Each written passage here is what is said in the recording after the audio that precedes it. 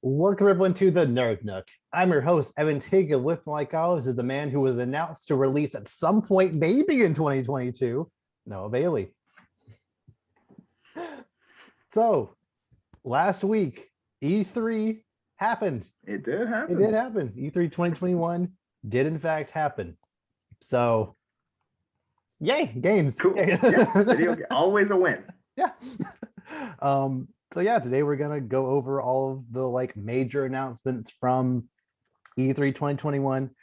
But actually, the first game I want to discuss is a game that was technically announced before E3. So going into E3, FromSoft made it very, very clear that Elden Ring was not going to appear at E3. So during Jeff Keighley's Summer Games Fest kickoff thingy, which happened 2 days before E3 officially began, very last thing that he presented during that presentation was Elden Ring. Of course. So that's cool. Have you actually seen the trailer for this one? Mm-hmm. Yeah, open world Dark Souls. Yeah. Yeah. Yeah. Yeah. That's it sounds like a win. Very much to the point. You will like this game or not immediately. You know exactly. Dark Souls is definitely not my franchise. I don't like hard games. Just not. Fair enough. I don't like games that are super tedious. It's not that I don't like games that challenge me. It's just I know for a fact if I even bothered touching a controller for a console that had Dark Souls installed on it, I would just not. I wouldn't enjoy it. Have you tried to play Dark Souls ever? Oh no, I'm not brave enough for that. No. I know my place. Yeah, my roommate was way into it. That was one of his favorite franchises. And you do you. I enjoy watching you die over and over again, but yeah. But yeah, I had a coworker who was big into Dark Souls, and he was like, "Yeah, it's great, but I also hate it." And I was just like, "What?" He's like, "It's just really hard." I was like, "Oh." Yeah. So they announced it. It's coming out January 21st, 2022, which is way sooner than anyone expected. Probably, yeah. Going into, sorry. No, good. Going into E3 expecting it to not be there at all and be like, oh, it's coming out 6 months from now. Yes. Yeah, it's there's no downside. Yeah, sure. And that's the thing too. It's don't you kind of miss that when games you didn't even expect were announced, and then it's not in 3 years. It's pretty soon. Yeah. We're just finishing it up. We're gonna get a lot of both of those extremes quite a bit throughout this discussion. Yeah. But essentially, Jeff Keighley just casually announcing Elden Ring before E3 even started was theoretically a good sign. Going into it, you felt confident. Mm-hmm. Yeah, I did. And then Ubisoft showed up. Now, remember, before this, we said there was going to be something awesome. It probably wasn't going to be from Ubisoft. We did say that. To be fair, the bar wasn't high. So,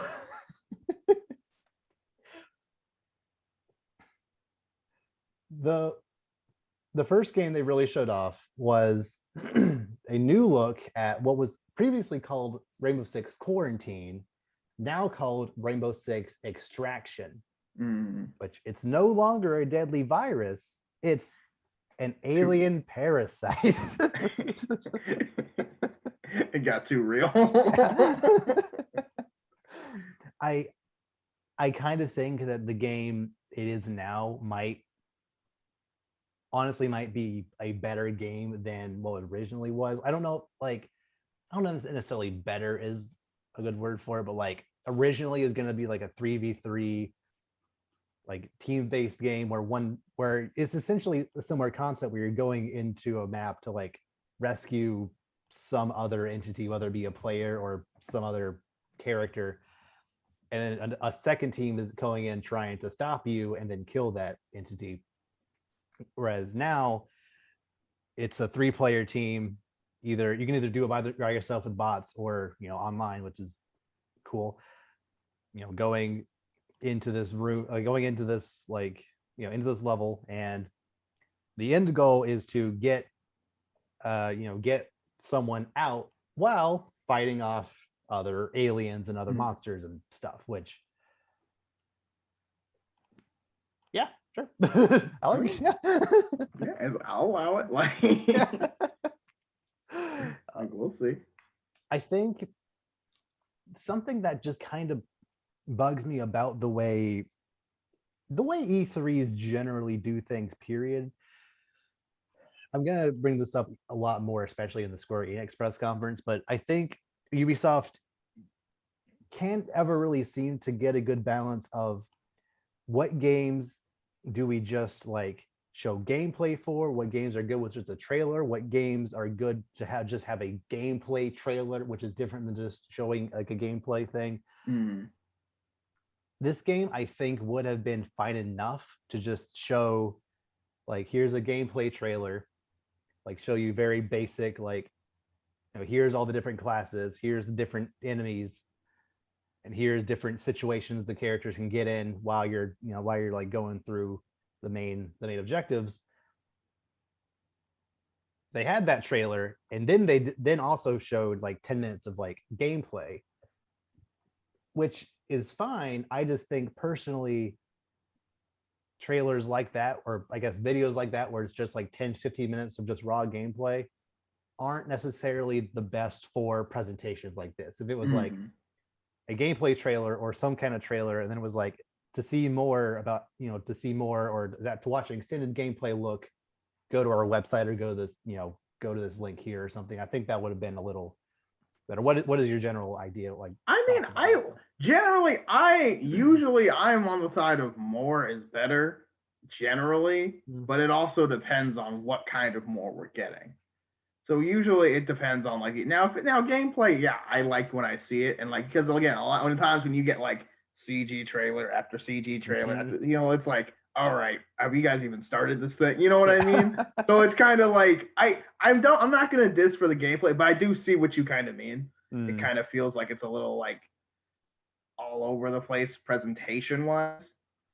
Yeah, and that general theme kind of goes into pretty much their entire presentation, where Far Cry 6, I know they just had a kind of big gameplay blowout a couple of weeks ago, but that trailer that they showed at E3 was just CG. It was just a cutscene from the game, where you go out of your way to meticulously showcase an entire level of a previous game, but then just show a cutscene of this other game, and they kind of seem go back and forth between different games. But what they showed of Rainbow Six Extraction looked really fun. I think the enemy designs look really cool. The different classes seem like a lot of fun and very varied. And that's coming out September 16th. So yeah, so pretty much fairly soon. Yeah. But still, I mean, yeah. I mean, what I'm saying? It's kind of just okay, but yeah. Yeah, I want to know, at what point during development did they decide, let's scrap it all and remake it from the ground up to be a different game entirely? At what point during the pandemic did they decide we can't do quarantine? Probably after the second month, probably April. Yeah, April, May of last year. They were okay, guys, this isn't 2 weeks. They found out it's not 2 weeks to flatten the curve. So it was okay, maybe we can, maybe we should rethink this whole virus quarantine idea, because we're kind of a little close to home. Yeah. But they already had the basic gameplay and basic engine down, so they're just we'll tweak it slightly. Instead of a virus, aliens. Yeah, sure. Whatever. Sure it is, but I mean, at the same time, I mean, to be fair, that's just unfortunate. You had a great idea, and then it kind of just kind of makes it maybe we shouldn't use that anymore. Yeah. I already touched on Far Cry 6. I have a friend from college who is way into Far Cry stuff.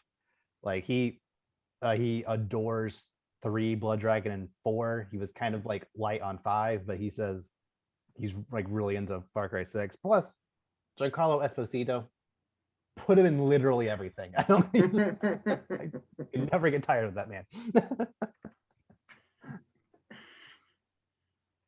And they had the Just Dance section. A song played. Sure, you love that. Yep. And at least it wasn't like, because they didn't have an entire stage, it didn't feel like it lasted as long, because I don't even like normally they have, like people in costumes and like a huge dance troupe like run up on stage and do an entire dance number, and it just, especially for how, considering what games Ubisoft usually shows off at these things, it's usually shooters or like other like kind of like more mature games, and all of a sudden Just Dance stuff and then back to shooters. It's just it was a little less jarring here because it wasn't as long and it wasn't as in your face about it, but it still wasn't, it's still the thing where I'm like, that's why we make fun of you, because you make Just Dance. You feel like the need to show this at every single E3. I mean, to be fair, someone's still buying it, so yeah, it's still like top 10 best-selling games of the year every year. Like, really, dang. I mean, it's out on everything, so it's not surprised. Not the Wii this time.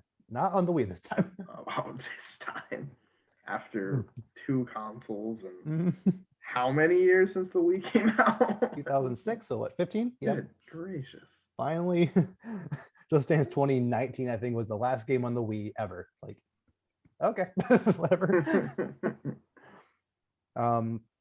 They didn't announce a new Assassin's Creed game, but they did announce, or I should say tease, kind of DLC for Valhalla. Yeah. And like, tease is even a stretch. They're just like, it's coming. Like, something's happening. Mhm. Okay. Like, Okay. I don't know what that means, but all right. But like, then again, I mean, at the same time, you get it because like, it hasn't been out for that long. So like, you assume something's coming. Yeah, but it's interesting that I think they just recently had an expansion or some kind of DLC like a month or two ago. It's just interesting that they would say like, DLC is coming for this game and not already have like something to show for it, because usually Assassin's Creed games are on a very strict, like, especially recently, it's like 1 year Assassin's Creed game, 1 year off, 1 year on, 1 year off. So I feel it's interesting for them to announce DLC for a game in their off year, then it not come out this year. I think it says it's coming out next year. So that's just, it's interesting to see if they have the DLC and then also a new game next year. Right.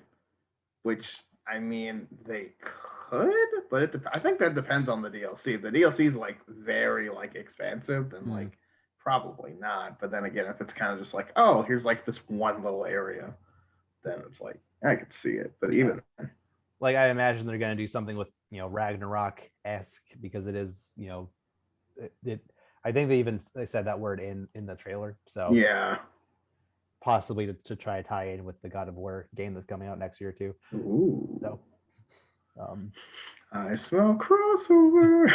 Just kidding. It's like Honda Ice.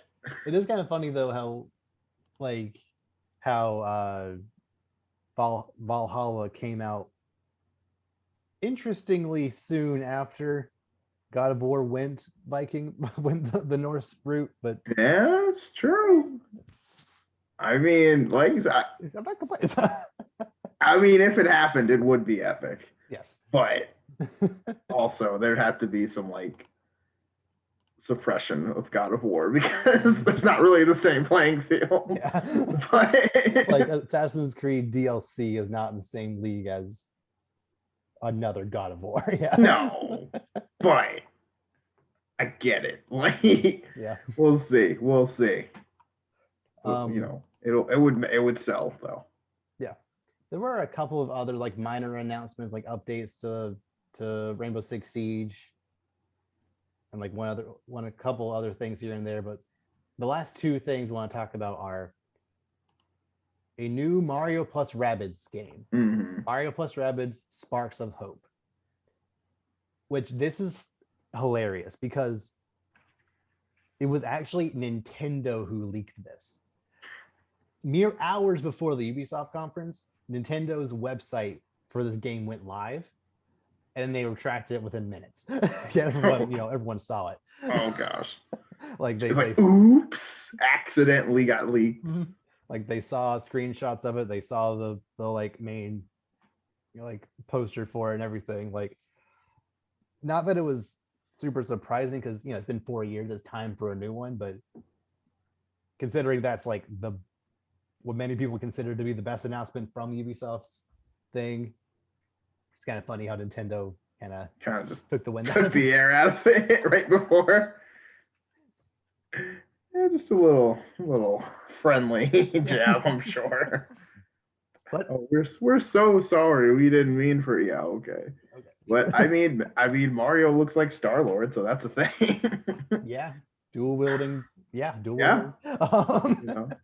In space, we got rabid Lumas, we got rabid Rosalina. So creepy. Sure. I'm sorry. no, it's a nightmare. Like it's so weird. I don't want to look at it, but it kept showing up in the trailers, and I was just like, okay, all right, it's fine. Just don't look them in the eye. Like the worlds they explored look, better than the last game. Gameplay looked more fluid. Just all around looks like a as good or better game than the last one, which is really all you can ask for from a sequel. So good. Yeah. And lastly, sure, I guess somebody asked for an Avatar game. Did you ask for one of these? I mean, if I asked for one, that's not the Avatar I was talking about. So there's that. But I mean, aren't they making a new movie supposedly in the next couple of years? They're making 4 new movies. Oh my god, 4? Next one to maybe come out next year, and then 2 after that, and then 2 years after that, and 2 years 4. After that. Yes. Who just goes up and say, "Hey, we're gonna make 4 movies right now," calling it like that is unless you're Star Wars. Unless you're like I mean Disney. Yeah, I mean you have, but that's like we're already like an established monopoly of movies already, basically. Yeah. Like Star Wars can do that. Like Disney can do, like, you know what I mean? Like you can do that. Marvel can set up their whole like next 5 years or whatever they feel like it, because you know what? We're all gonna go watch them. But for the like record, there hasn't been an Avatar movie in what, 12 years? Going on 12 years, yeah. Yeah, like it's been like forever. Granted, the movie at the time visually looked great. Yeah. The storyline, not so much. It is officially the highest grossing movie of all time. So yeah, because it looked great. No one actually cared about the movie. Like, I don't know, man. That movie, if that movie came out like with worse graphics, that movie would be forgotten very quickly. But yeah, so that's my thing. It's like, I understand technology's come a long way, so I'm like, unless it's just insanely looks better than all other movies again, is this really going to work out like that? Because I mean, I guess we're at like 8K at this point, I think, but like, I mean, movie theaters can't really display that.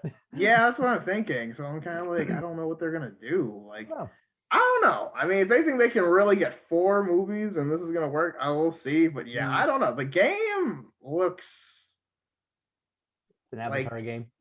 Yeah, like about what you... But honestly, not even that. It kind of looks... I mean, granted, we didn't see a lot, but like, it was just a CG really teaser trailer, so... Yeah, but like, it kind of just... I don't know. It looked kind of boring to me. I don't know. I wasn't... It's Avatar. Like, Avatar is boring. Yeah, that's kind of what I was thinking. I was like, I don't know if I just wasn't interested in just the whole thing as a whole, or maybe I'm just hating. I don't know. But I remember seeing this, and I was just kind of like, I mean, cool, but like, I don't know. Just kind of... I don't know, like maybe I just wasn't looking at it right, but it really didn't even look that impressive visually, and I feel like without the visual impressiveness, Avatar falls really hard flat. Yeah, to me, a teaser trailer for an Avatar game is not what you end a press conference with. Like it doesn't seem like that like spectacular of a big deal, where it's like if they ended it with a Star Wars game or some other like revival of a franchise or some other like I don't know, I feel like even Mario plus Rabbids would be a bit technically a bigger deal than Avatar Frontiers of Pandora, but because I haven't really heard anybody talk about this game since. Like, so maybe it'll be good, like Yeah, I mean, we'll see. But I mean, I don't know. Like, I watched that trailer and I'm just kind of like, well, so far it didn't give me anything to like, but it gave me potential worries, and yeah. that's not what you like to see with the first introduction, in my opinion. So we'll Yeah, have to see, but Mm. that happened. Yeah. And yeah, that was pretty much it for Ubisoft. Um, there were two major games that keep getting brought up every year when we talk about Ubisoft that just wasn't there. Beyond Good and Evil and Skull of Bones. Where are they? But we totally asked for this Avatar game, right? Mhm. That's what I'm saying. It's like all the stuff nobody asked for. It's like, here, take it, and it's like, we. I don't want this. I want that. Oh, we're not doing that. Okay. Like Beyond Good and Evil, like the movies that we had for as far as like the trailers, like the 10-minute cinematic trailers we got looked visually stunning, and like I want to explore that world more. And Skull of Bones theoretically could, like, pirate games are fun, so like that those are two games that we know could be very good.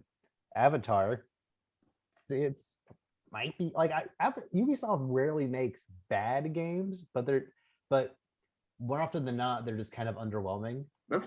I feel like it's just gonna be kind of boring. Yeah,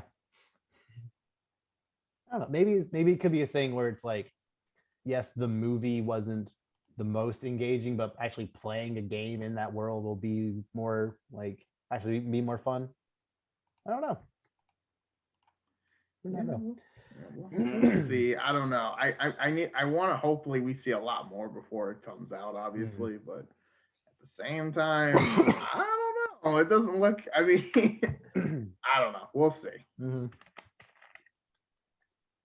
Well, moving on.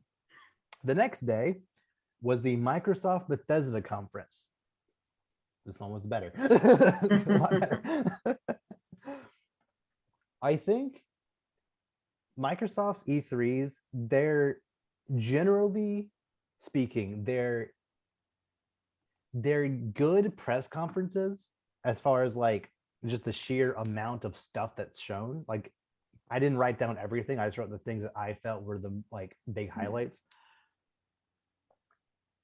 But especially this year, this happens every year, but I think especially this year, towards the middle of it, everything just kind of felt the same. Like there was a lot of first person shooters. A lot of these games had a very similar vibe, which isn't a bad thing necessarily, but individually, but when it's all right back to back, Right.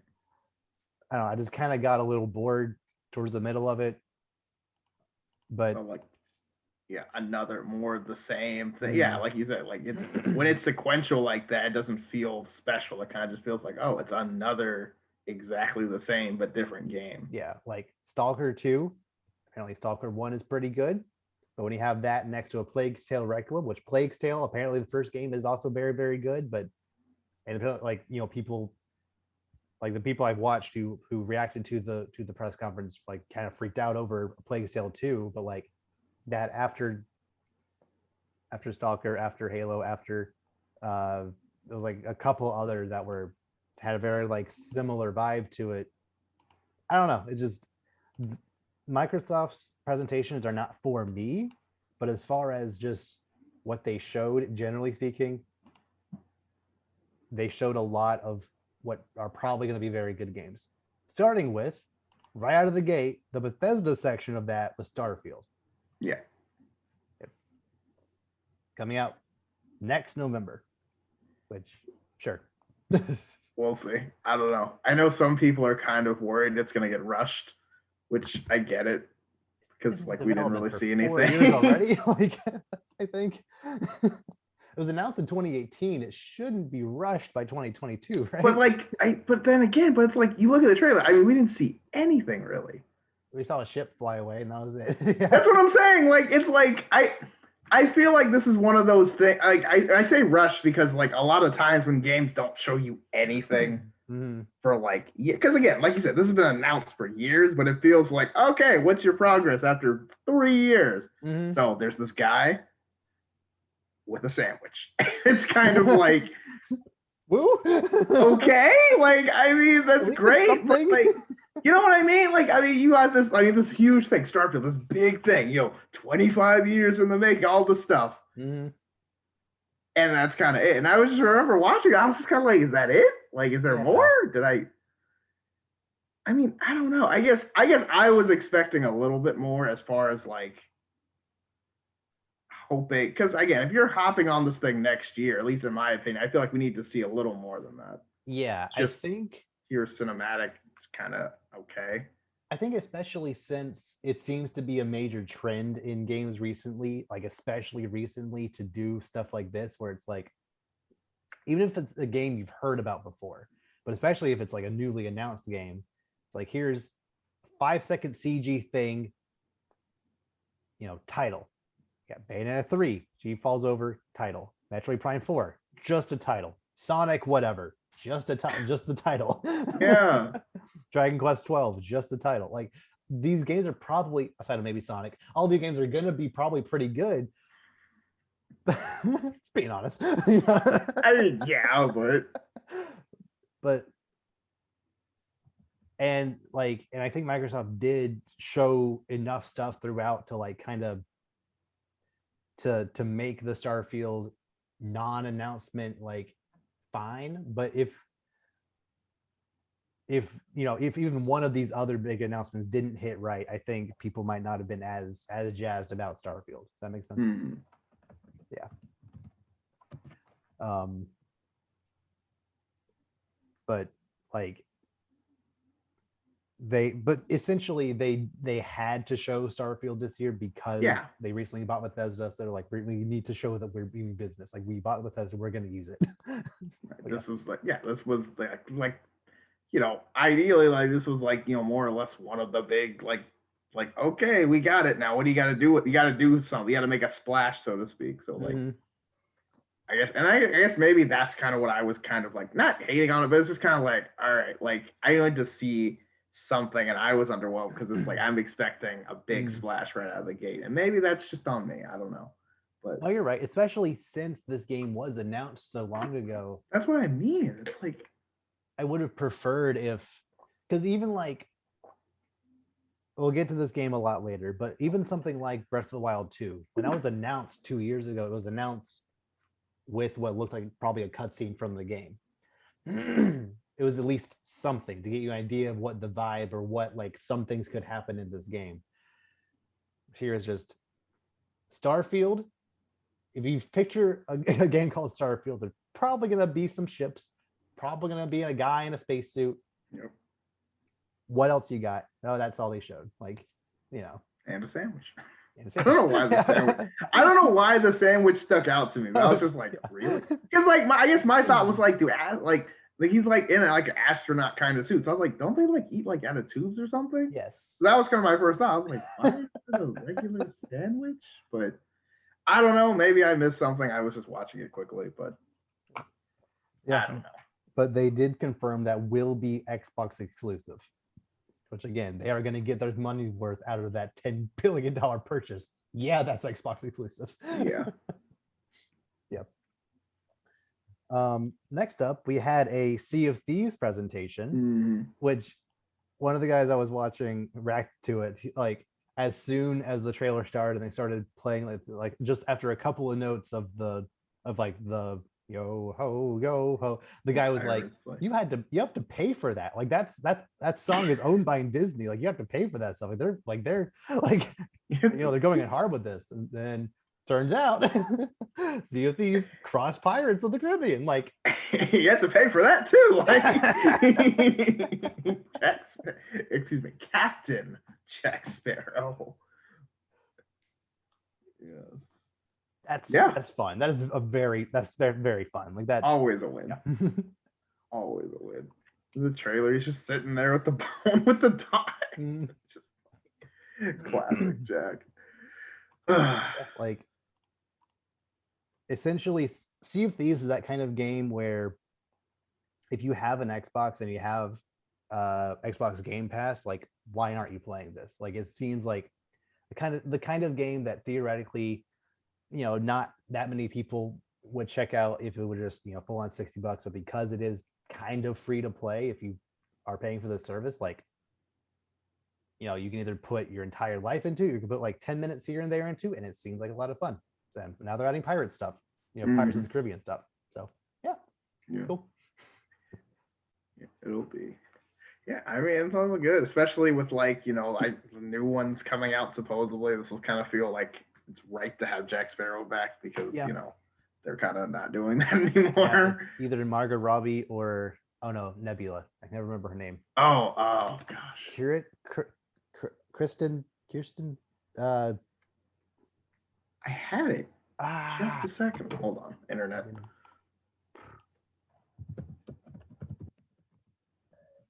Karen Gillan. Is it Gillan or Gillan? Gillian or Gillan? I don't know. Yeah, but yeah, okay.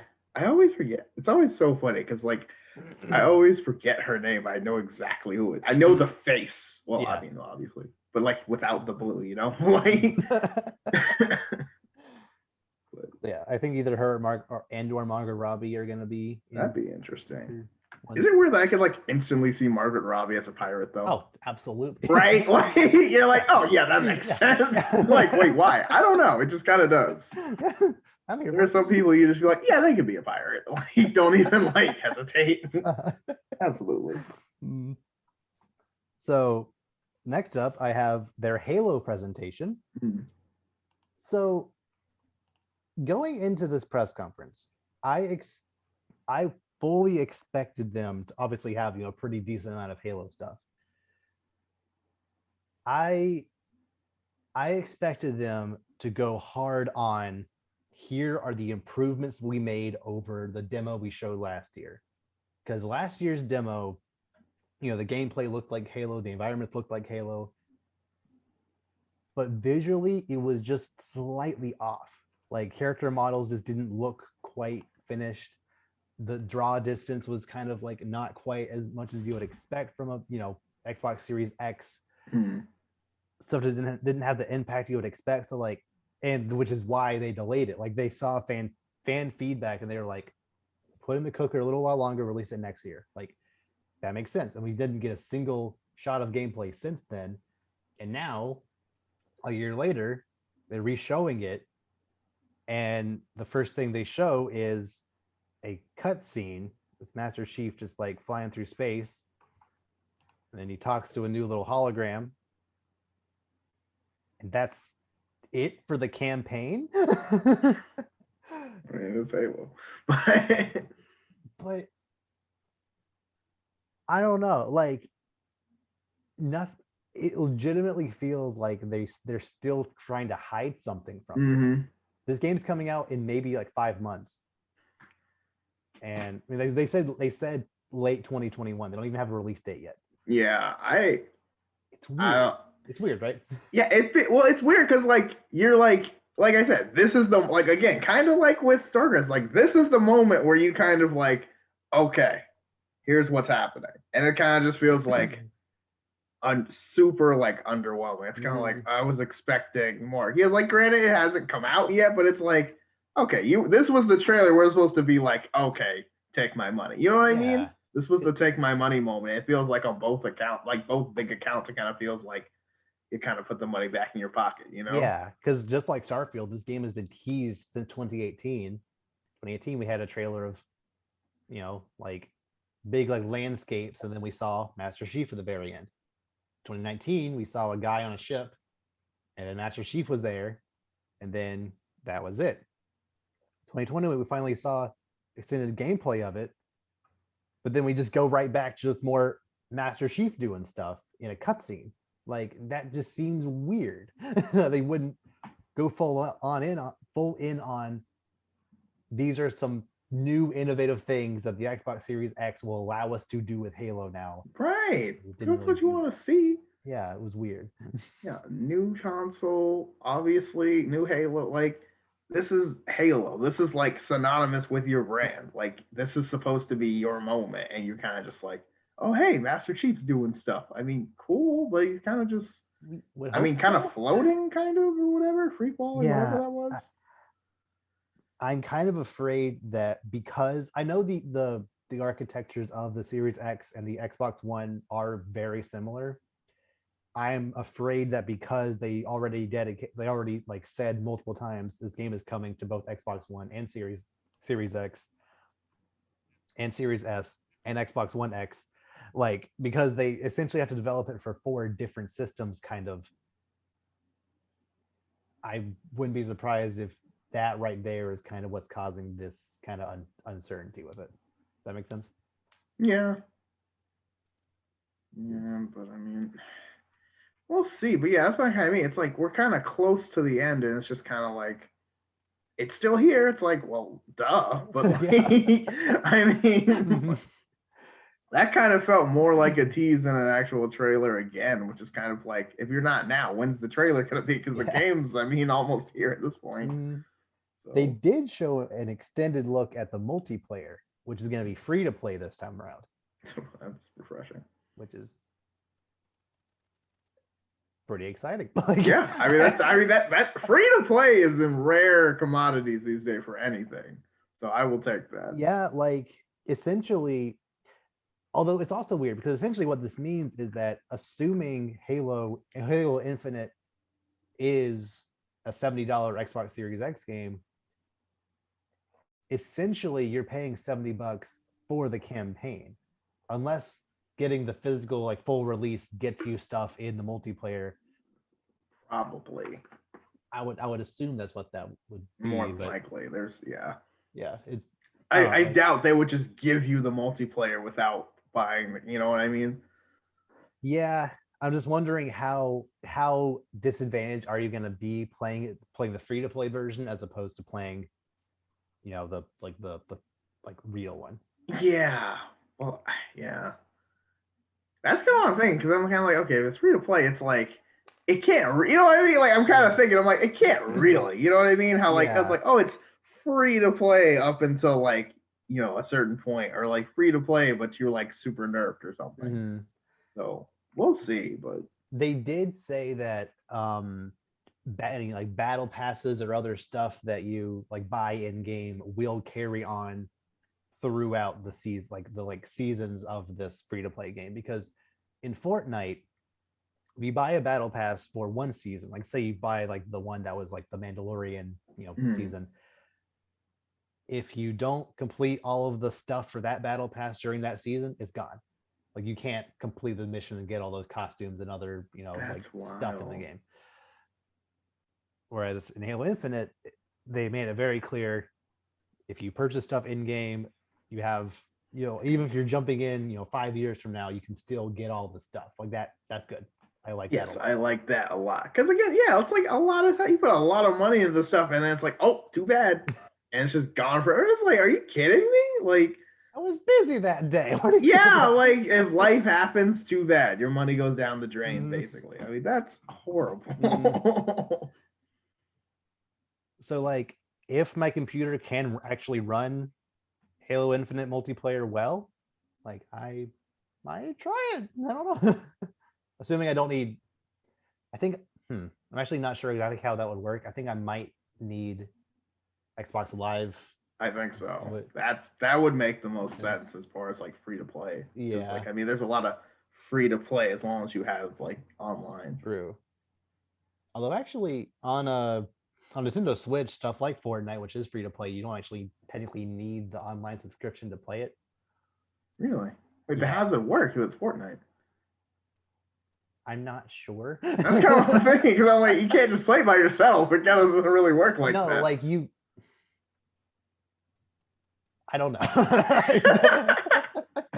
Like there might be more to this. You play online. You just don't need the online subscription if you're only playing Fortnite. Like if you're playing Smash or Mario Kart online, you need the online subscription. If you're playing, wait, so you don't need online for that game specifically?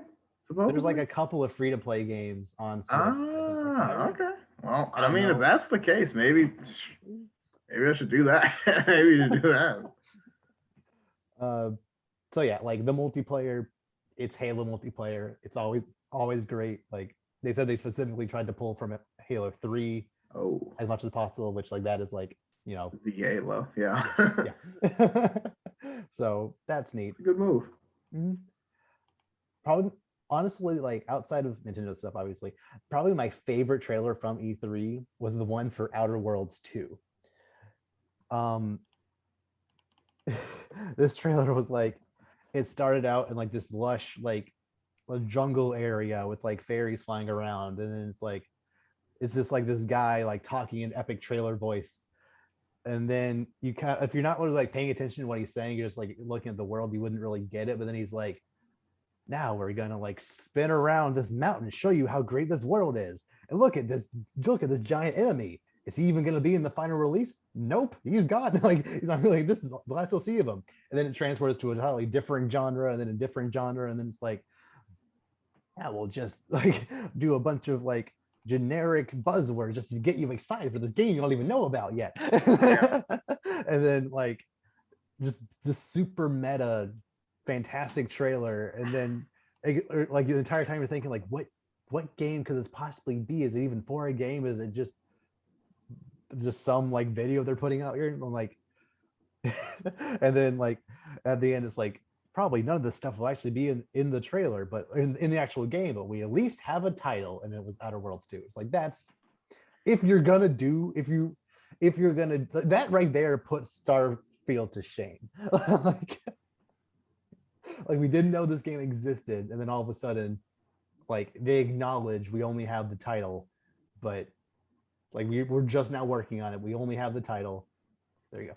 They own it. Yeah. Like, yeah, and I feel like it's okay to do that. Like, especially if people are already optimistic about it. If you just own it, like, oh yeah, so like we're doing this thing, but like we got nothing. Yeah. Instead of trying to hide off like, oh yeah, we've all got all this stuff. No, we don't. It's always okay. We've got nothing. Like, you know what I mean? Like, just be like, yeah, we have Bumpkiss, but like, look, we threw this together last night and it looks pretty good. So you give us some time, we'll make something great. Yeah. Like, you know, like it's a good change of pace. I think that's gonna be really funny. Yeah. Plus, Obsidian is now completely owned by Microsoft as well. And they're making, actually, funnily enough, Obsidian was like created by people who used to work on the Fallout games. They kind of spun off to make their own studio. And then Microsoft bought them back in like 2018 or 2019. And now they also own Bethesda, who makes Fallout. So now it's going to be interesting if they like allow Bethesda to also work on Outer Worlds. I don't know. It's just, it's fun how like they can kind of work closely with each other now again, even though they might not want to. I don't know. We'll see. But no, I mean, dude, like everywhere I've looked, everyone's just loved the honesty, and I'm like, maybe this will start a trend for trailers. Like, Yeah, because honestly, like, I'll be down for it. it's okay. Like, if it's good, we'll still buy it. Like, we don't care. Second to last, I have to talk about Forza Horizon 5. It's another Forza game. It looked fantastic.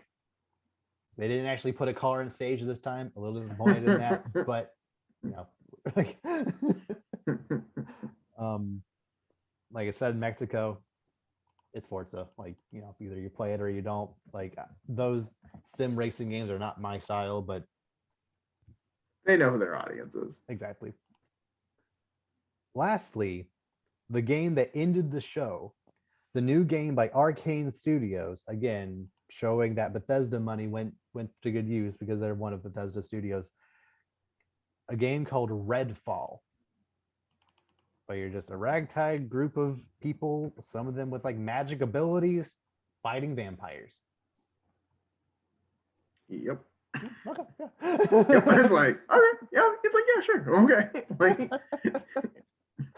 Like, yeah, it's like it's one of those game premises that is just kind of like you can't. I mean, like you're here just because like you see this and you're like, okay, yeah, I can get down with that.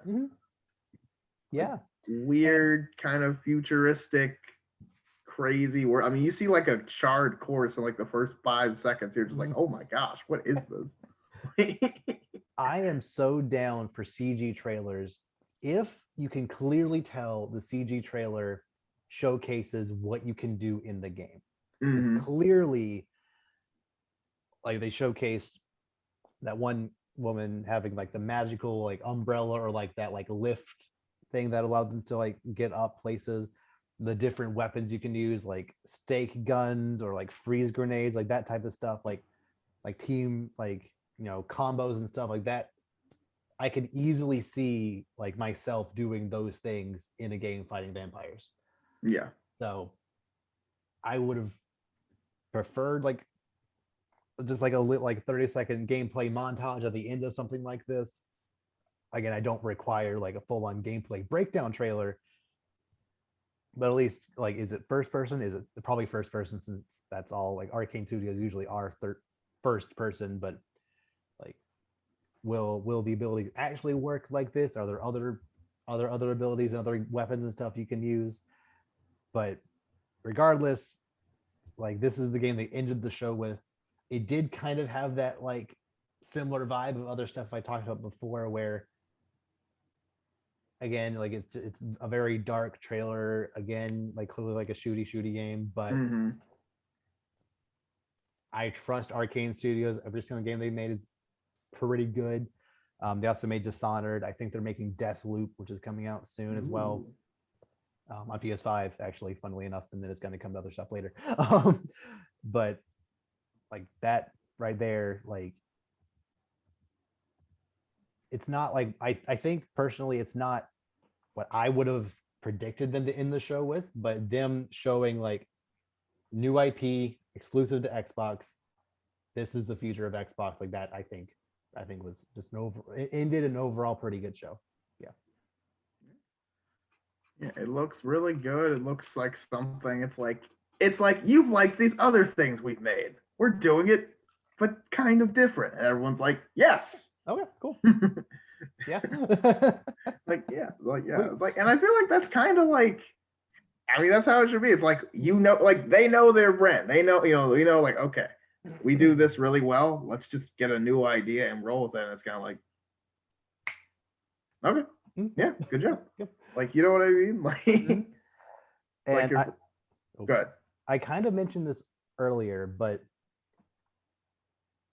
I think I did. Maybe I didn't. I don't know. But I legitimately think this Xbox conference, I am not an Xbox gamer. I've only ever done Nintendo stuff. Like I technically own a PS2, but it was given to me like 5 years ago. It was broken when I got it. But whatever.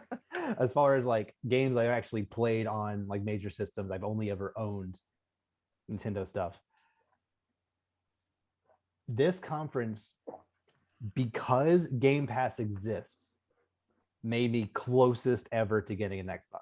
Oh, Because like I know I already kind of said a lot of these games weren't my cup of tea. They didn't really grab me in a way because they just kind of all felt the samey after a while.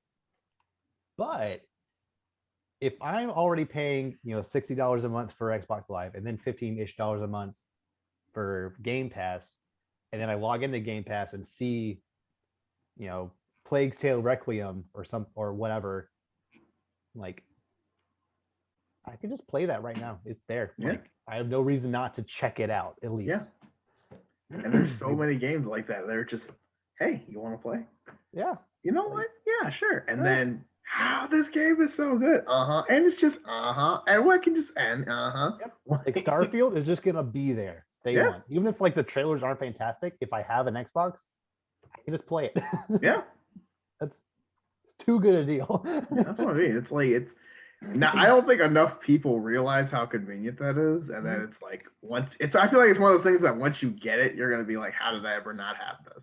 Yeah, like because Fallout 76 is on Game Pass and I wouldn't have to pay for it to try to do that experience, I would be like, might as well at least check it out. No, everyone like Right, it has gotten better over the years, although it's still not like the best thing ever. But like, if it's free, why not? right. Like there's no investment really. Yeah. So yeah, like I'm not ready to to get one right now, but once Xboxes get cheaper and once that library builds and builds even further, we'll see. Yeah. Never know. Good job, Xbox. Not nothing here blew me away, but nothing was terrible about this conference. Right. Yeah.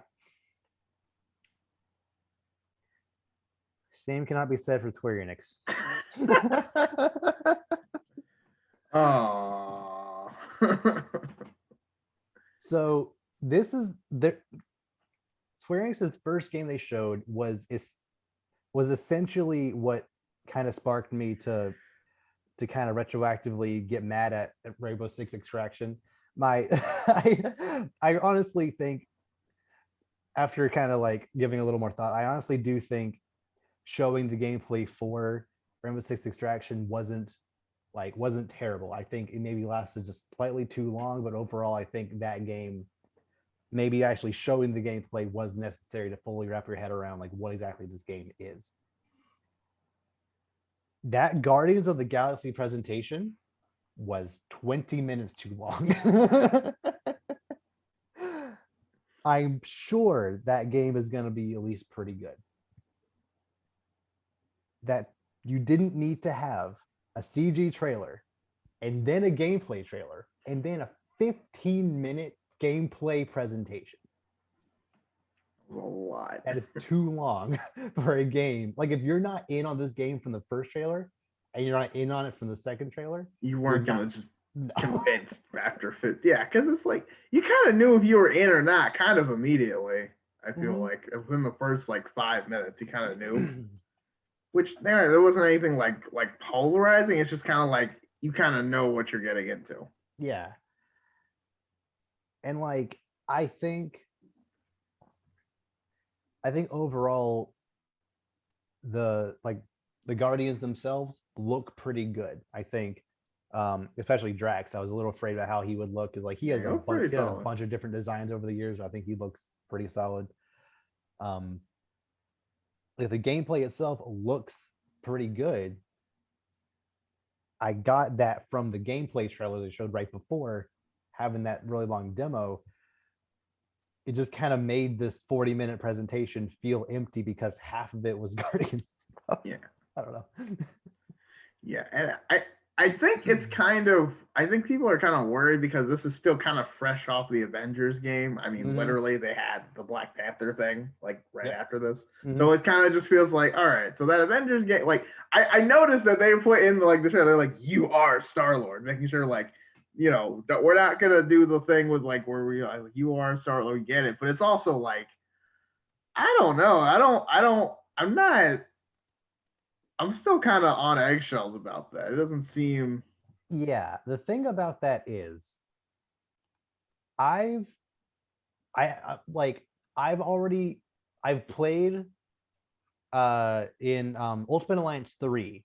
The first mission is Guardians stuff. Like you play the like those 4-ish. I think Rocket is kind of on Groot's shoulder in that game. You play as like those 4 characters going through a mission, and then you fight somebody at the end, and then you like story stuff happens from there. Of everyone on that roster, Star-Lord is my lowest level in the entire game. Star-Lord is I've played more with Crystal, but I don't even like care about the Inhumans, but I play with her more than anybody than Star-Lord. So when you go from that to a game about the Guardians, and the main hook of the game is you can play as Star-Lord, like, I want to play as Drax. Like, what are you doing? Gamora is cool. Why are we playing as just Star-Lord? Yeah, that kind of does feel kind of, or like Groot, I think would be really interesting. Yeah. Like, or Rocket too. Yeah, like something very similar happened with Final Fantasy 15, where for I think like a year after the game came out, you can only play as like Noctis, the main character, even though he had like 4 friends, and they all had pretty cool abilities that you could just watch them do. And then later they added an update. Oh, you can play as them too. It's like, thank you. But but it's like, it's like it's after, and it's kind of like, I mean, it's kind of late now. Like, I kind of wanted this going in. Like, because that was also Square Enix, I wouldn't be surprised if they go back later, because they have to essentially have to code them in having moves anyway. It's just weird that you can only, I don't know. I feel like for a team-based game like this, it would have been cooler to allow at least co-op of some kind or switching between characters to, I don't know. That just, I don't know. You make a good point, but again, I don't know. I don't know, man. I just think it's like, don't get me wrong. I'm not saying it's like Marvel. I feel like it's just like they're. It feels weird when we still have like Marvel movie stuff going on, and they have kind of like, feels like great value brand kind of like game feel. I don't know. It feels weird because like it can't be. I don't know. It's hard to explain. No, Because like usually that's ideal timing, but it's like it just feels really off to me anytime I see it, these games. It's just kind of like, yeah, like the game, like I said, the gameplay looked decent. I think the character models look, I don't like Star-Lord's hair, but other than that, I think they're like generally pretty good. The different costumes they showed off look pretty, like they have one that's like their original looks from the 80s, I think. One that's more MCU based. Like I think those are, like, having just like, skins and costumes is great for a game like this. And it not being a live service game like Avengers is, at least kind of puts it apart from that. mm-hmm. But I legitimately think that because of how much of a disappointment Avengers was, it kind of made them, I wouldn't be surprised if Square Enix told them to change course mid-development to be like, only play as Star-Lord. Like, we don't, like, people didn't really like switching between heroes, or people didn't like the way that game Avengers played. So focus in on just Star-Lord. I wouldn't be surprised if that happened. Yeah. I mean, yeah, we'll see. But yeah, because that's supposed to. That was what, October? October 26th. Yep. Yeah. Like right coming to everything, before. including Switch. So, which is surprising. But, yeah. Not unwelcome, I'm sure. So, like, the Guardians game, if you were in on that, like, I'm sure it was, like, it was great. But if you weren't, that press conference began pretty rough. Yeah, it was a lot. That wasn't, like you said, that was a lot of Guardian stuff. And it didn't get much better, because immediately after, I believe, they had a trailer for a game that hundreds, probably thousands of people have wanted for years. A Final Fantasy 1-6 remaster collection. Like, it showed, screenshots and videos of Final Fantasy 1-6 on the NES through SNES, like remastered and with updated localizations and everything. Like, a 1-6 collection is fantastic. That is what people wanted for years. Coming to only Steam and mobile. The disrespect.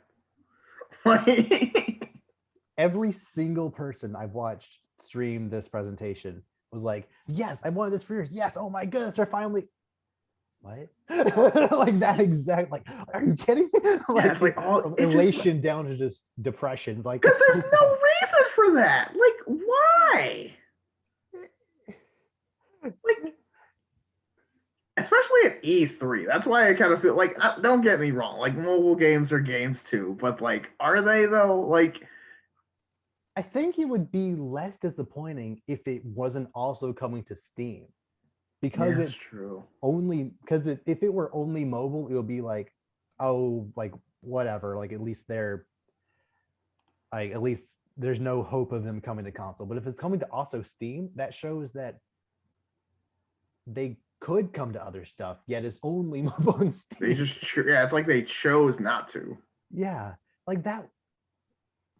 The Switch is perfect for collections like this. I know, like, same basic concept of having it on mobile, but you actually have a controller. I want to play games with a controller, not buttons on a touchscreen that take up half the whatever. So yeah, they just, decisions like that just make me wonder what, like, who thought that was a good idea. You know how many possibly millions of units you would sell of Final Fantasy 1 through 6 collection on consoles? Are you A kidding me? lot. Because A Final lot. Fantasy 6 is one of the greatest games of all time. Like, I haven't even played it, but I've seen people play it. Like, it is fantastic. Understood. Like, all like, yeah, it's. I don't know if my brother's seen that or not yet, but I know he's gonna be pissed. Oh my gosh, because it's just kind of like you could, yeah, these games are some of the most like high, like hallowed, like titles in that period, and it's just kind of like, oh wow, oh wow, oh wow, what, huh? But Why? why? Yeah, kind of like, but why? Like, basically, it's kind of just like well, why would you do that? Okay. And it's kind of just like because. Yeah. Okay. And they kept that train going right into Babylon's Fall, which is a game that people have been looking forward to since I think it was announced in 2018.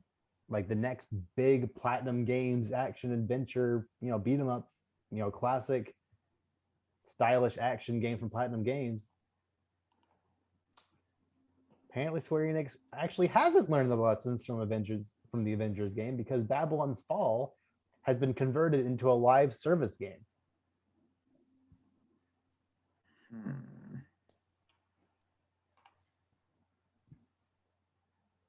What? Curious, Aaron, curious. But like, I like Platinum Games have made some of the craziest action games of all time, like craziest gameplay, craziest story, just some of like some of the best of that genre. And I'm not necessarily like going to go ahead and spout doom and gloom about like the basic gameplay of it, but Platinum Games, their combat is so tight, so it feels so good. If it's constantly an online game and your internet isn't perfect, it's not going to feel good. Like any little bit of lag and make you drop your combo and you're going to get hit. Like it's not going to feel good. mm-hmm. But live service game, you can team up with other players around the world and take on stuff like that. Doesn't sound fun as much fun as whatever. I don't know. I don't. Especially since Platinum Games and Square Enix already have a pretty decent relationship with the Nier franchise. Like they've worked together several times in the past in the Nier franchise, with Nier Automata and Nier Replicant coming out relatively recently. Now all of a sudden, this game, live service game, like, okay, sure, whatever.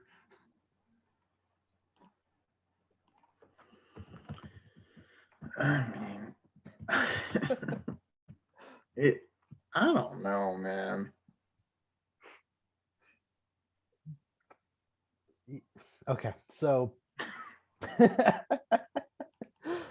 the last major game they showed off is one that like should have been the thing that made up for the rest of this. Like it should have been like shown and everyone's like, yes, I've wanted this for years. This is something that I even really thought I wanted, but now that I see it, it looks really cool. Mm. Team Ninja, the guys behind Neo, Dynasty Warriors, like just a bunch of stuff like that, are making Stranger of Paradise Final Fantasy Origins. Mm. And Team Ninja, just like with Platinum Games, they make some fantastic action games. So like a game that takes place during the events of Final Fantasy 1, but it's instead of an RPG, is an action game. That sounds pretty cool. But then like think about Final Fantasy. Think about just like Square Enix RPGs throughout history and just how cool some of their main characters look, Hmm. especially back then with Dragon Quest, and then Final Fantasy, like all like the cool armor and hairstyles and everything. You got like one of the main characters is looks like pink hair, like cool armor on. The guy next to him also has like cool blue armor on. And then like your main character is a bald guy with a button down. I Like mean, just a normal shirt. It's weird. I mean, he's got a cool sword. He does, but but like concept art in like art from the original Final Fantasy, this character looks nothing like that. Yeah. Yeah, now he just looks like random Jack from every other Call of Duty action game, whatever. Yeah. Like, some guy. Yeah. Main character person. But The gameplay looks fun. Like I'm sure the story is gonna be good, but like yeah. that's the main guy. I know he could probably upgrade his outfits throughout, but why not just start with something cooler than a button down? Oh, you don't think the standard like off the rack look is the move? Not really. No, not really. Hmm. So like that's probably the most Especially hype everyone else announcement. is wearing like the crazy armor, like right next to him. They're like Yeah. all like souped up. He's just kind of like, Mhm. no, I'm good. Just a shirt. Like, okay. Yeah. Not even like, especially since like it is like a high fantasy game. Like it's weird that these kinds of shirts will even exist in that world. Like, I don't know. It's weird. Like that's probably the hypest announcement from their presentation. And that's a little sad. And they technically did show Final Fantasy 16 for 2 seconds during a montage at the very end of the presentation where they're like, here's stuff that's coming out in the near future. And they show like a bunch of stuff from the presentation and then some other stuff coming out in the future, including Final Fantasy 16 for half a second. And it's like, that's coming. Like, okay. Cool. Yeah. Eventually, Yeah. supposedly. um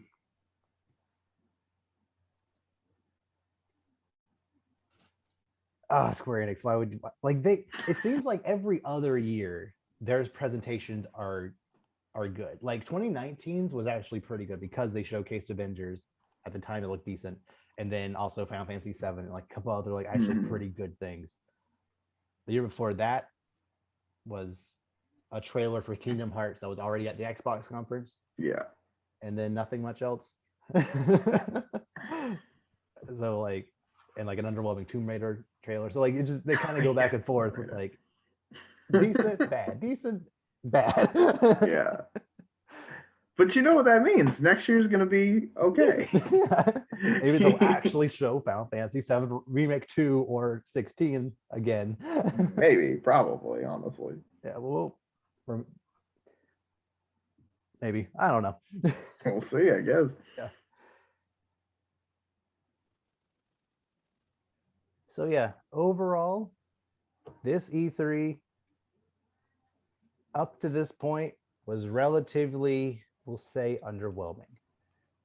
Capcom also went on the 14th, but like they only really talked about games that were either already out or coming out very soon. So like they barely even showed up. Square Enix was kind of bad. Ubisoft did, fine. Microsoft had a decent showing, but nothing like mind blowing. So it was all up to Nintendo to save the day. In my opinion, I think they did. I think they did. Well, it's hard. It's hard not to win when you have Breath of the Wild too. So We'll get to that. Yeah, like I said, Microsoft had a very decent presentation. There again, they got me very close to actually wanting an Xbox, but I might be a little biased. But this is one of the best Nintendo E3s they've had ever. Like it legitimately, I think 2019's might have it beat by a little bit, but I personally think it was very, very solid. So the best way to start a direct, Smash Bros. That's how you start a direct. You're a Tekken guy, aren't you? I am, yes.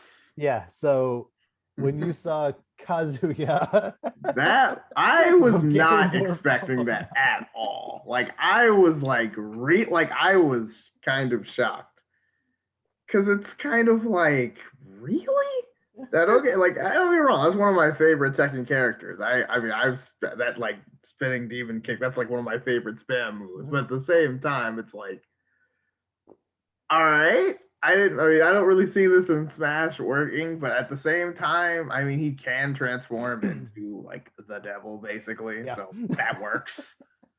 So I Yeah. guess that'll work. But at the same, I don't know. I saw like it looked a little interesting, like seeing the like him like his movements and stuff, Mhm. because some of them looked kind of like some of those combos were like bar for bar from the actual game. Like I remember it was Mm. like square, square, triangle, or like whatever. But at the same time, it's like so it's interesting. I'd have to see it play, but I don't know. I thought that was weird because I really didn't expect that at all. It came out of Nope. nowhere. Like literally nobody ever predicted a Tekken character in Smash. No. There was a little bit of discussion back when like the initial roster in 2018 was getting filled out, announcements and stuff. Like people were like, Namco Bandai helped make, I guess Bandai Namco helped make Smash, so like it would make sense to get Tekken in there at some point. But then once the game came out, no one even considered Tekken. Mm. But now that he's in, is like why weren't more people like this makes so much sense. Like you already have Terry from King of Fighters, you already have Ryu and Ken from Street Fighter. Like why not?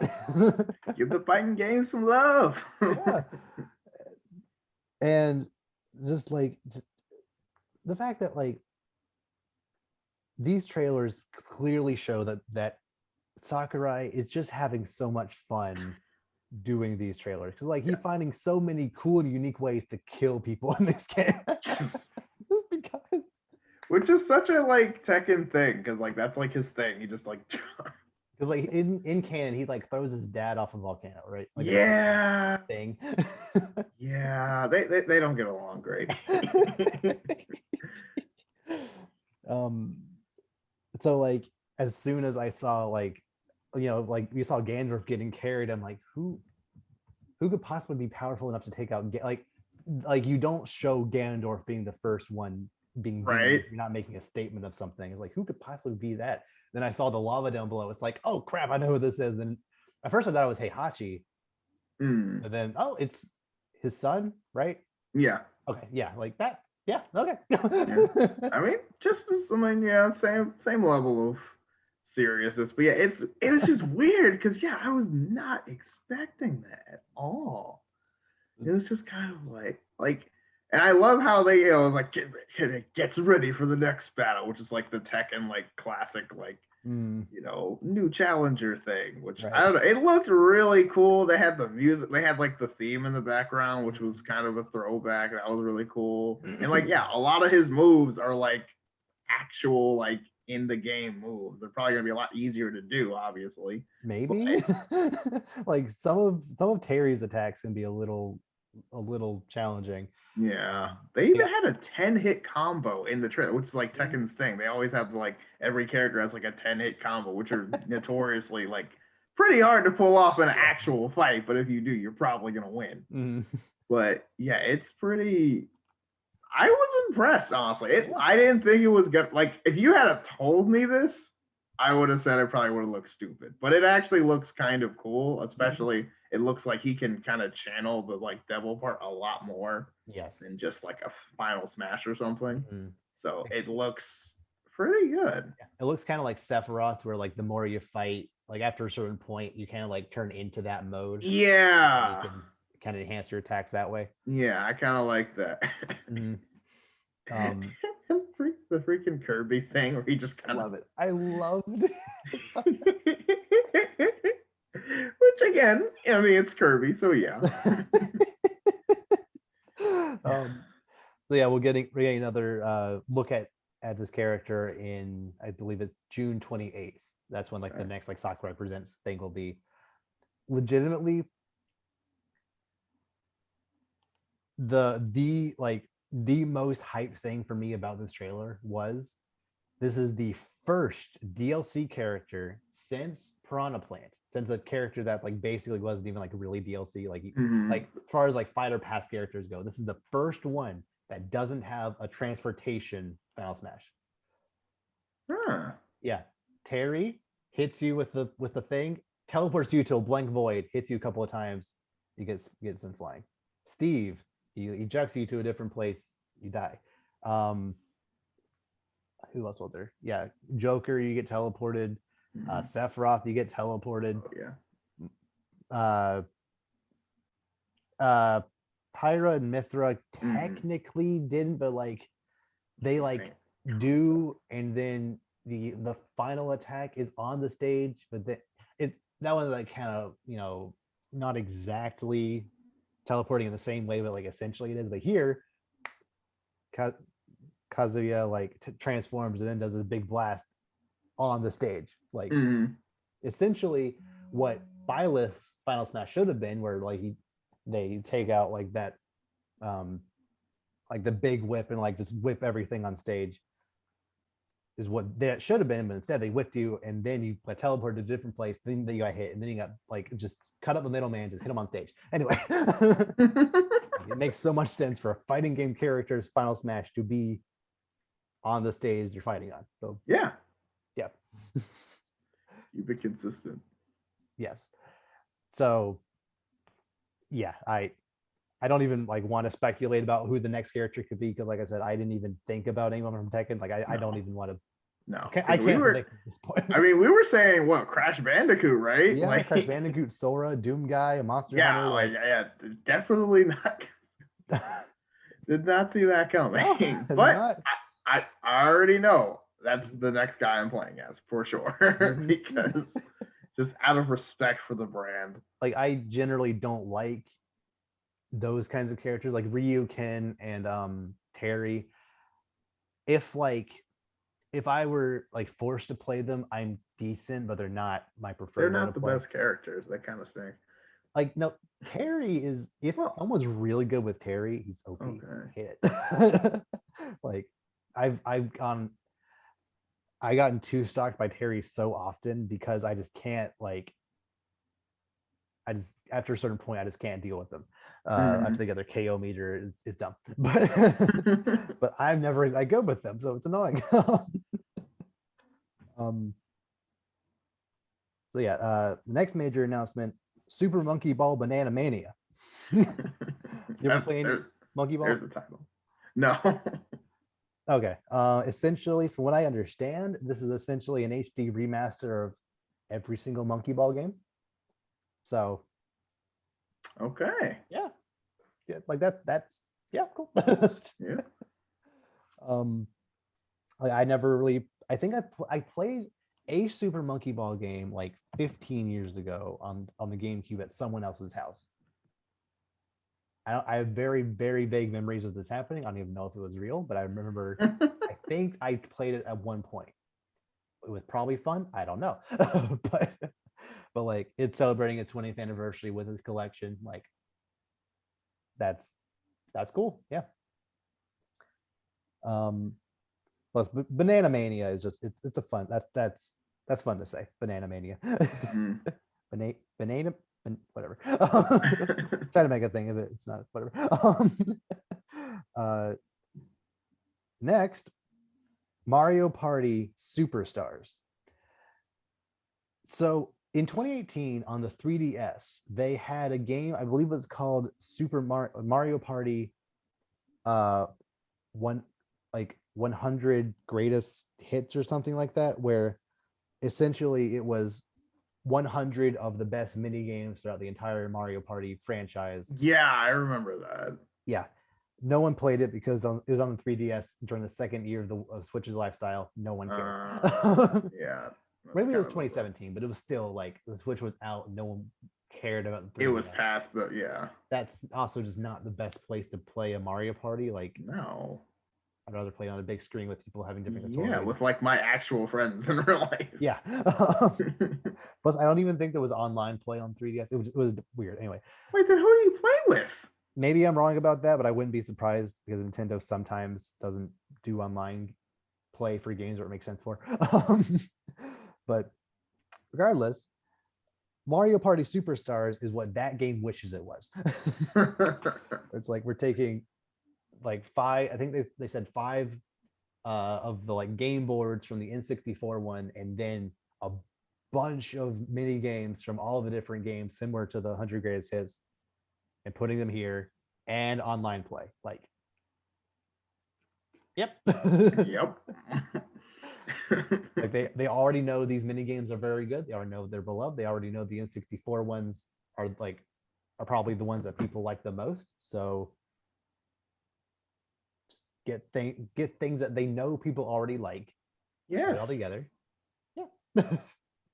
Yeah. Yeah, because again, it's like you want this. We know you want this. We're going to do this.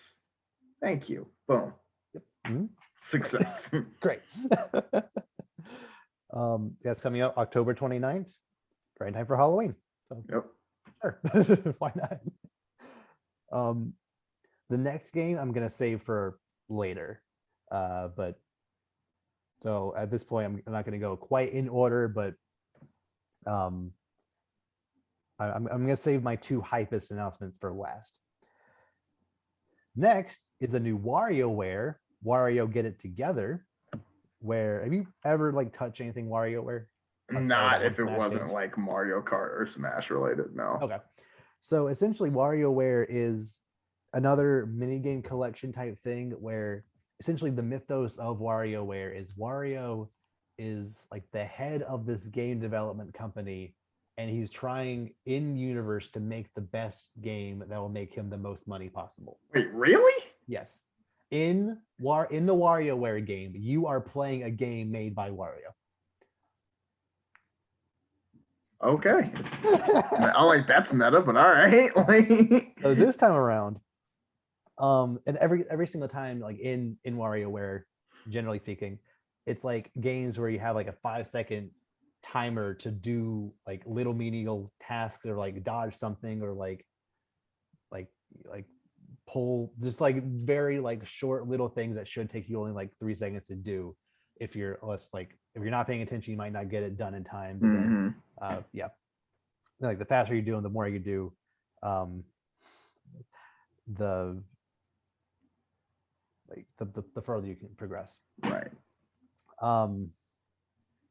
This time around, essentially, the hook of it is the little characters, or like the little like mini games, are kind of centered around you playing as the characters from WarioWare, including Wario and other like characters in his company, doing the little mini games, which is very interesting. And also it is now multiplayer, which I don't think I've done before. So yay, multiplayer. Right. Like it's one of those things where it's like WarioWare is one of those franchises that just kind of appears on pretty much every single Nintendo console. So it's weird it took them 4 years to finally make a WarioWare for Switch.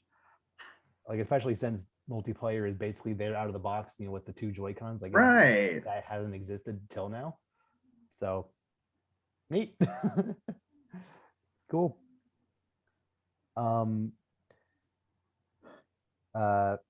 Fatal Frame Maiden of Black Water. That was actually a game released on the Wii U, but no one played that because on the Wii U, that was being ported to everything, including Switch, PS4, and Steam probably. Nice. So just allowing more people to play this game. Great. Thank you. Yep. They announced some other like games here and there and like DLC coming, like Tony Hawk, Just Dance, Doom DLC coming. Just Dance. They got to get in. Every time you say Just Dance, I just laugh. It's just like, oh yeah, people are there for it. Like, imagine coming to E3 for Just Dance. Their second to last announcement was Advance Wars 1 and 2 Reboot Camp. So Advance Wars was a game that started out on the Game Boy Advance. It's Advance Wars. And essentially it was essentially it's Fire Emblem, but you're like little soldier people, like tanks and rocket launchers and type of stuff Yeah. instead of swords. There hasn't been a new Advance Wars since I think 2007. Whew. Like the DS was the last time Advance Wars happened. So they finally like, okay, again, just like with Mario Party, they're like, we know people like these, like, we want to bring this franchise back. We're just not sure how to right now.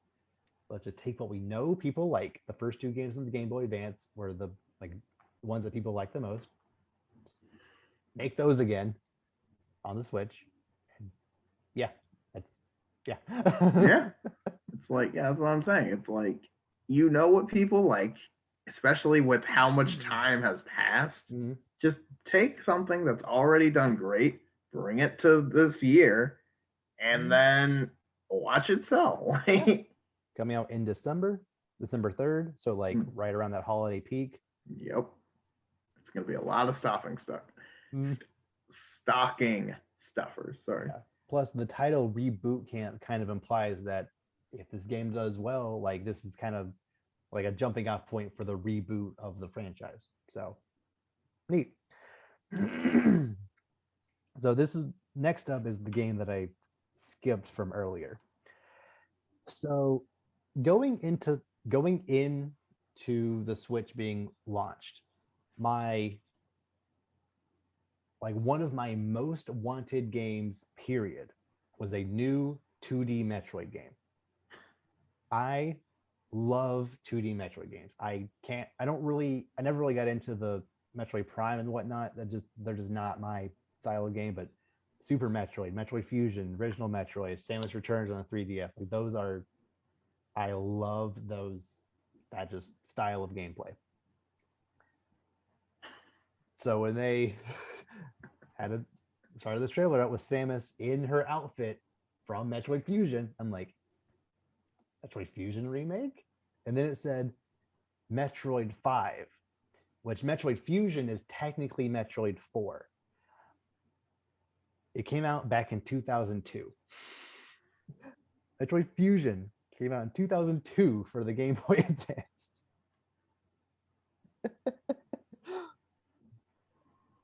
So, like, you see Samus like just minding her own business, and then this robot just like crawls on the ceiling and drops down. You see Samus, shoot it like she would everything else. Didn't work. Shoot it with a missile. Didn't work. You see her like visually think like, crap, and then pulled it. Like, as one would. Like I'm usually, these things usually die if I try that. That didn't. Okay, let's go.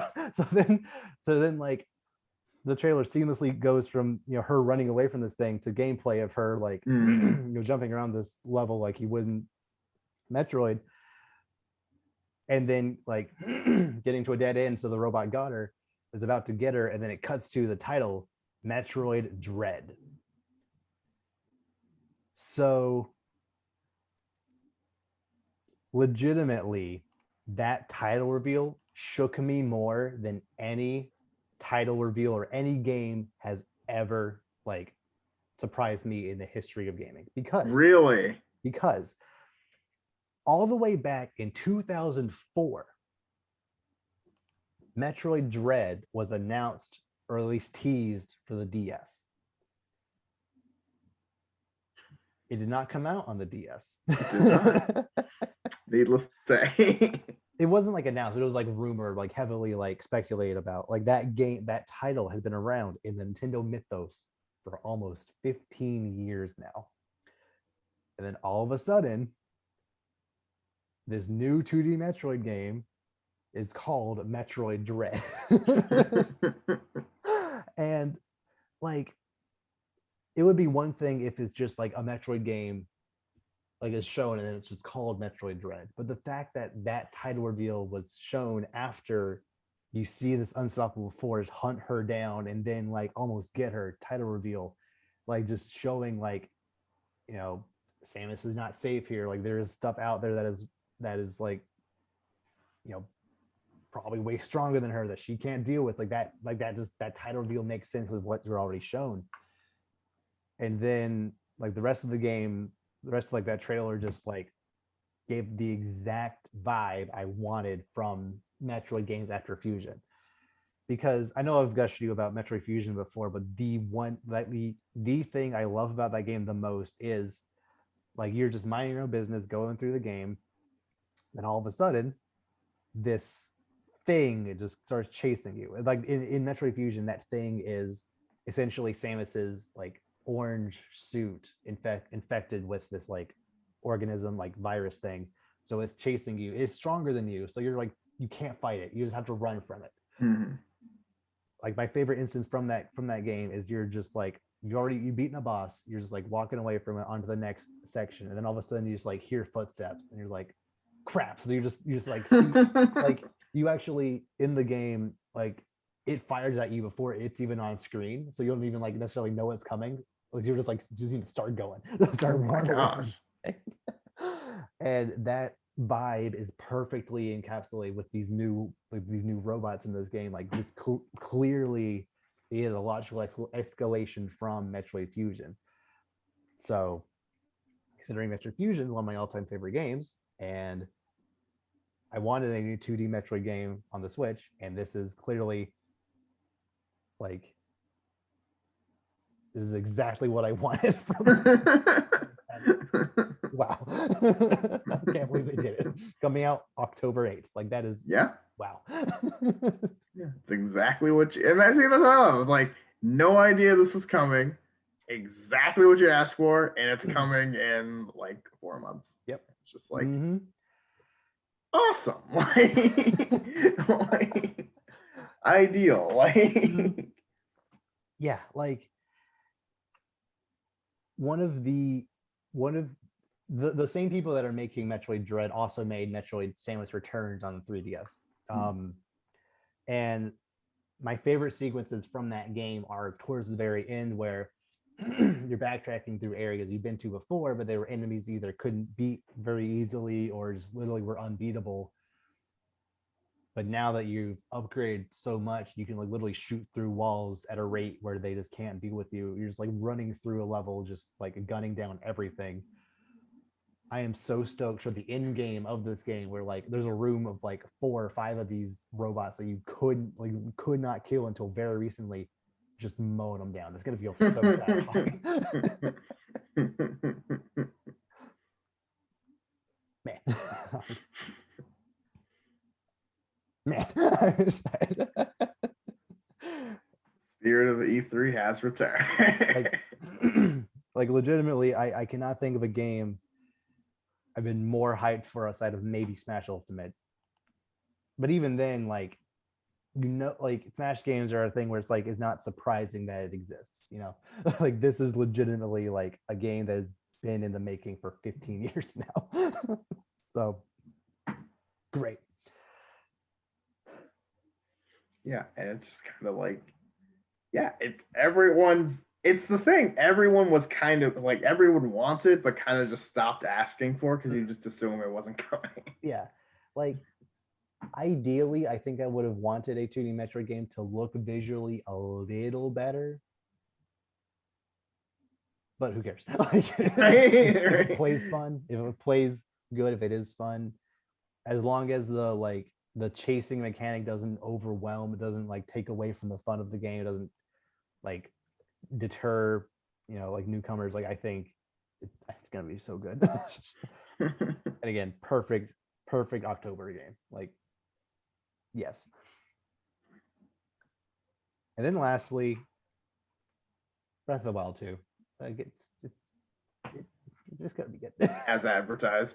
Like probably gonna be the best thing ever again. So yeah. Like, you know. Like as advertised. Breath of the Wild 1 launched with the Switch, maybe the best game on Switch. Maybe the best game. But it's up there. Yeah, maybe. It's like, It's probably in one on the top conversations. top 10, probably top 5, maybe top 3. Yeah, Like it potentially top 1. Like it is top one, eventually. It's top very good. 10. We'll see. But yeah, this thing looks somehow just as much, if not more, visually stunning. Hmm. Like even that like first scene, like just how beautiful the skydiving looks, and just Hmm. like, dude, like it's weird as a colorblind person when color pops out at you. Mm. That's something that I've really liked about like these art style, because it's just kind of like you can't help but just like have the color just like invade your eyes basically. And even for me, it's like weird because it's like that never happens. Mm. So it feels like I'm in like this whole new world kind of. But yeah, it looks beautiful. Like Mhm. the gameplay, how it utilizes all these new abilities. It's like, yeah, this is Yeah. gonna be awesome. Like it was a very short trailer, but they were able to showcase so many new aspects of this game. Like this was really like another teaser trailer for this game, but they were able to Mm-hmm. showcase like shield attachments. Like had like a flamethrower on there. He like rewound time with those boulders at one Mm-hmm. point. He like there was one thing where he like went up into a rock and like came out the other side. Like what even is that? Like that just looks cool. Like that it just yeah, it's gonna be good. Yeah. It's yeah, like it's like you knew it was gonna be awesome, but then when you just confirm what you already knew, it's just like all is right with the world. They still haven't given us a name yet. It's still technically just sequel to the Breath of the Wild. Honestly, like Yeah, just name it that. Like honestly, it doesn't even need a title really. Like like just Breath of the call it Wild 2 is good enough. Like right. Like I mean honestly, I just keep that because I mean Breath of the Wild is already so good that just calling Breath of the Wild 2 is just gonna like continue the greatness. It could just yeah. be Like it's kind of like how Shin Megami Tensei was a franchise forever and then Persona spun off of that and now Persona is a bigger franchise than Shin Megami Tensei. yeah. If they just did like Breath of the Wild as a franchise, I wouldn't be mad. Just do it. Just Yeah. do it. I mean, Breath of the Wild is already like I mean, obviously, Zelda's been doing the thing forever, but it's like Breath of the Wild by itself could just be its own like sub brand, pretty much, honestly. So yeah, like going into this conference, I was like, Microsoft was pretty good, but literally, if Nintendo shows a Smash Bros. And a Zelda, they win. And they also gave me an Advance Wars and a WarioWare and a Mario Party and a Metroid.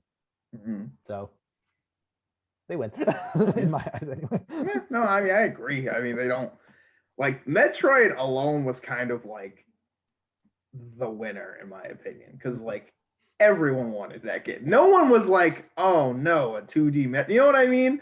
Everyone either like shed tears or like was hyped. Like there was no like everyone was like, "This is all." Even people who don't like Metroid were like, "Oh, that's Yeah, awesome." like there were those standard trolls on Twitter that were like, come on, Nintendo, get with the times. People don't make 2D games anymore. Like, shut No, up. no. Who You're are not a these real people? person. How dare you? First of all, like, bro, like anyone who actually put those are like those. Oh, yeah, those trolls, man. You're Like, not a real person. What are you no, doing? you're a bot, bro. Like, Yeah. come on, stop it. Get some help. Or like the people that were like I legitimately can't see how you'd be mad at Kazuya aside from it just not being the character you wanted. Mm, Like I'm probably not going to play him super often just because I know from experience from playing Ryu and Terry that I don't love those fighting game characters in Smash necessarily, but like if he's fun, he's fun. Like I'm 1,000% gonna play him next time I yeah, play. like Tech has been around since the mid 90s. Like Yeah, yeah, it makes sense to be in there. So that's one of the first games I ever remember playing. Is like oh, I think Tekken 2, mm, and it's like that. Yeah, that. It's like how you just get those like deep memories of games you remember, and you're just like, whoa, I yep. was like 5. Like Mm-hmm. Gosh.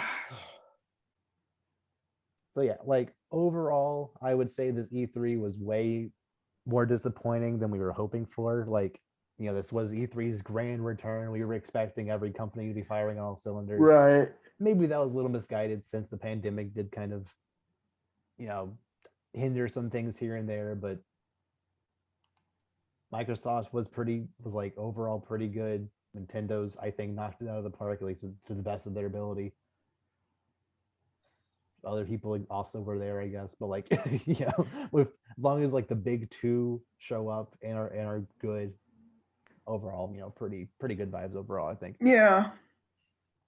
Yeah, and like there was at least one thing that everyone could agree was awesome. You know what I mean? That's kind of how I see it. It's like, is there the thing that like everyone loves? Yes. Okay. What was it this year? Nintendo stuff, basically. But still, pretty great. Like, even like Redfall or seeing Halo 2 multiplayer, that yeah, that trailer, also like those were some good trailers from Microsoft. So yeah. Do you have anything else you want to say about any of these games or anything about E3 that you want to discuss? Enough. I love it, and I just want to know: can you go right to Ganon right off the start again? Please, like I think from what we got from the trailer, I think there's going to be some kind of time skip, because at the beginning of the trailer you see Link's hair in the ponytail like it was in Breath of the Wild, and towards the end of the trailer he's like, his hair is like, not in that anymore. Like he's like wearing very drastically different clothes, and he has like something on his arm that looks almost like corrupted. Like I wouldn't be surprised if there's some kind of like alternate timeline or time skip or something that's I mean, Time Magic is back, so yeah, it could be anything.